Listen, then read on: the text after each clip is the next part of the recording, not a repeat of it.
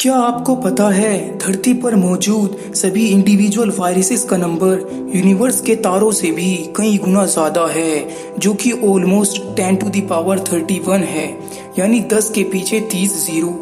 Luckily इनमें से केवल 1000 ही ऐसे हैं जो हम ह्यूमन को इन्फेक्ट कर सकते हैं। इनमें से भी ज्यादातर जानवरों से ही आते हैं, जो कि जूनोटिक डिसीज का पार्ट होते हैं। तो ये वायरस एनिमल से ह्यूमन में आते कैसे हैं? मान लीजिए ये पिग वायरस का ओरिजिनल होस्ट है। Most of the time virus अपने ओरिजिनल होस्ट को अफेक्ट नहीं करते, या करते भी हैं तो थोड़ा बहुत। तो ये यहाँ करते क्या हैं? ये वायरस होस्ट के अलग अलग पार्ट को अटैक करना चाहते हैं, लेकिन ये बात इन रिसेप्टर्स के ऊपर डिपेंड करती है कि वायरस इस पार्ट को अफेक्ट कर सकेगा या नहीं।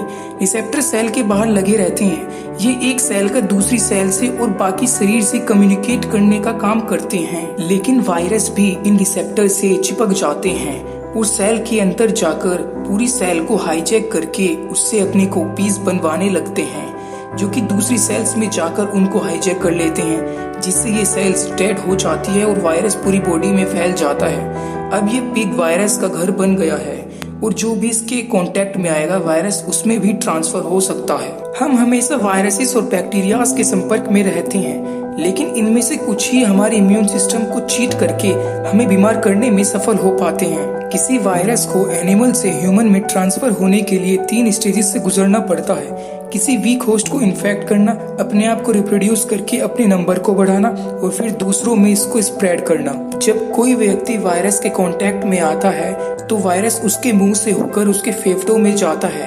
ये काम वायरस के लिए आसान होता है, लेकिन न्यू बॉडी में अपने आप को सर्वाइव और रेप्लिकेट करना उसके लिए आसान नहीं होता, क्योंकि हमारे शरीर का इम्यून सिस्टम हमारी बॉडी को हमेशा चेक करता रहता है और वो इस नए वायरस को मार देता है। तो इस टास्क को पूरा करने के लिए वायरस अपने आप को हमारी बॉडी के अकॉर्डिंग इवॉल्व या चेंज करता है।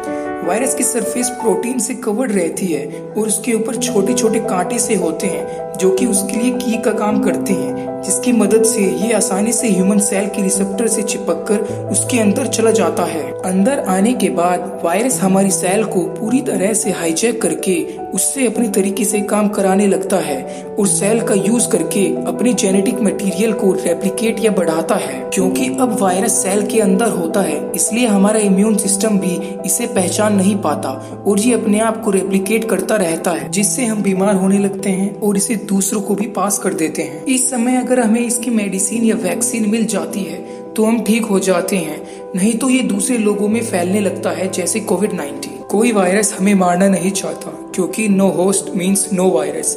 लेकिन नई डिसीजेस खतरनाक होती है क्योंकि हमारे पास सेम इम्यूनिटी नहीं होती जो कि उनके ओरिजिनल होस्ट के पास होती है।